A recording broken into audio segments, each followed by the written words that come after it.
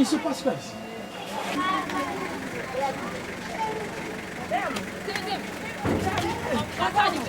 Qu'est-ce que je fais?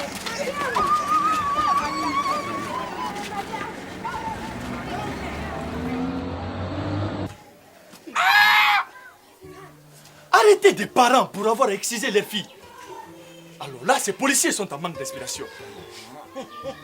La pratique de l'excision fait partie de nos traditions et coutumes depuis des millénaires. Ce n'est pas du tout normal. Et pourtant, si, mon ami. Tu ne sais pas que la pratique de l'excision et les mutilations génitales féminines est strictement interdite par la loi? Quelle loi? Idokobiba?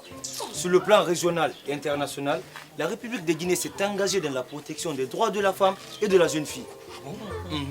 Et mieux, le Code de l'enfant et le Code pénal guinéen condamnent les auteurs de l'excision à des peines de 3 mois à 20 ans, selon la gravité et les circonstances de l'infraction.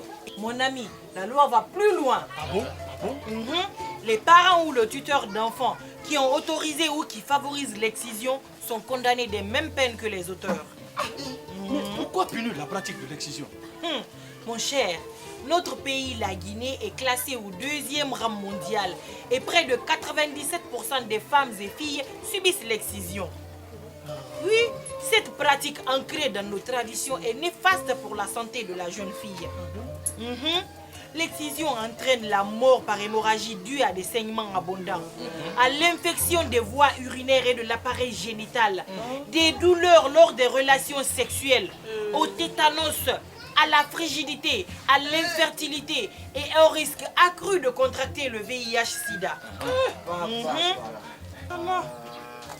Alors là, je vois que nos mères et nos sœurs souffrent vraiment et qu'elles sont victimes d'atteintes à leurs droits les plus fondamentaux.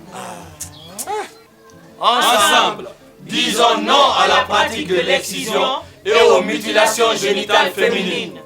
Ce message est du Haut Commissariat des Nations Unies aux droits de l'homme en République de Guinée, en partenariat avec l'Organisation internationale de la francophonie OIF, le ministère de l'Action sociale, de la promotion féminine et de l'enfance et l'Office de protection du genre de l'enfance et des mœurs au Progem.